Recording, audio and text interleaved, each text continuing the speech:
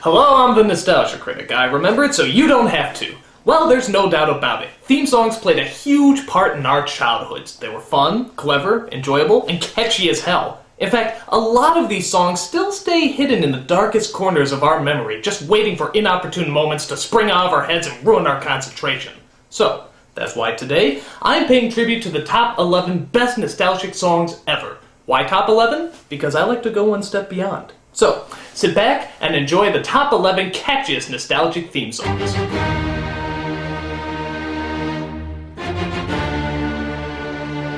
Number 11. For many of us, Sesame Street was the first show we ever saw, and it only figures that the theme song would be as irritatingly catchy as the lessons it teaches us. My only problem with this song is that they never do tell you how to get to Sesame Street. I mean, where the hell is it? Is it in Brooklyn? Chicago? New York? How do you get to this damn place? Wherever the hell it is, it made for a really great song, and the perfect beginning for our countdown. Number 10.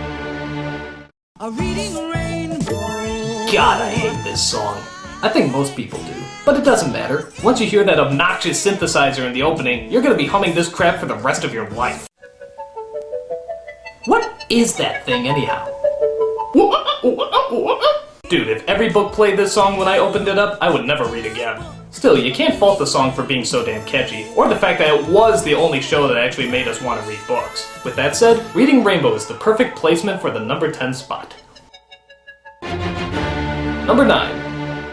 This character was so popular that she actually got 2 hit shows with 2 hit theme songs. One was a game show where the entire theme song was played a cappella. Carmen Sandiego. And the other was a cartoon show with a full-fledged choir singing all the way through.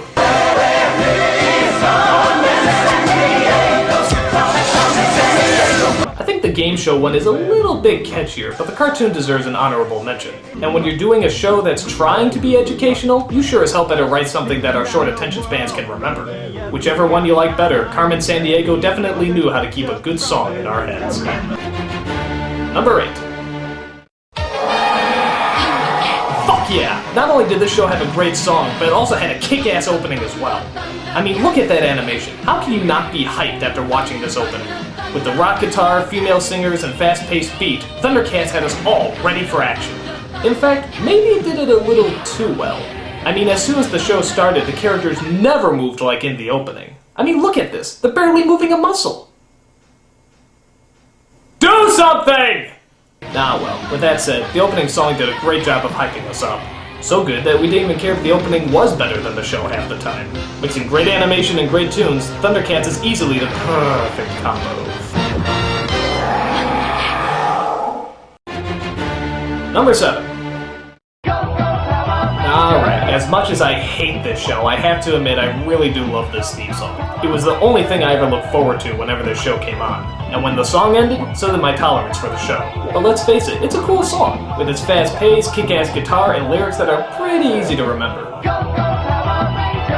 Hate the show, love the song, but hey, that's Mighty Morphin Power Rangers for you.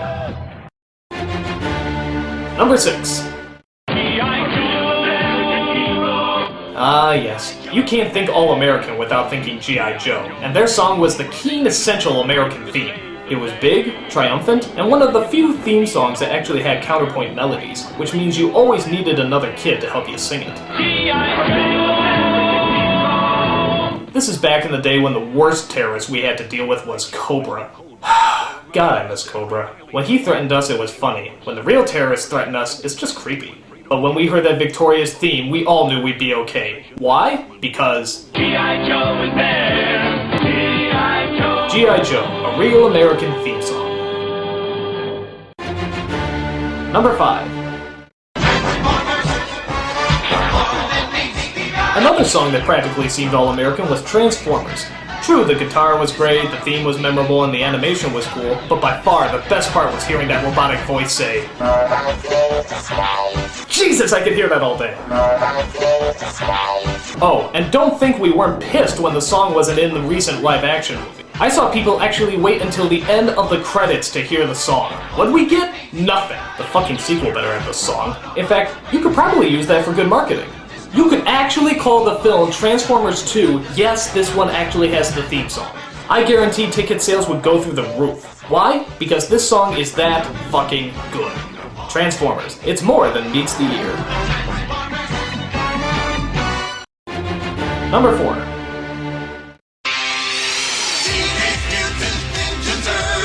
You'd think with all the lyrics in the world, the hardest ones to put to music would be Teenage Mutant Ninja Turtles. But surprisingly, they turned this totally insane title into one hell of a great song. I mean, every kid in the world knew this song, and got hyped up whenever we heard it. Though just like the Thundercats opening, it never looked quite as good as the opening credits. I mean, here's the opening, and now here's the actual show. I mean, do they look anything alike? I think most of these shows threw all their time and energy into the openings because they knew that once they hooked us in, we'd probably be too lazy to change the channel. Luckily, Ninja Turtles kicked ass, and it had a kick-ass song to go with it. Although I don't think turtle power ever became a popular phrase, no matter how much they tried to force it down our throats. Still, Ninja Turtles was the shit, and so is the theme song, making these Heroes and a Half show number 4 on the countdown. Number 3. Anything by the Richard Stone Team. For those of you who don't know, Richard Stone was a composer and songwriter in the 80s and 90s. He hit the big time when Steven Spielberg asked him to do the music and songs for some Warner Brothers cartoons he was producing. And the rest is history. Richard Stone and his team put together some of the cleverest and catchiest theme songs that ever hit TV. Remember this timeless classic? We're tiny, we're toony, we're all a little loony. How about this one?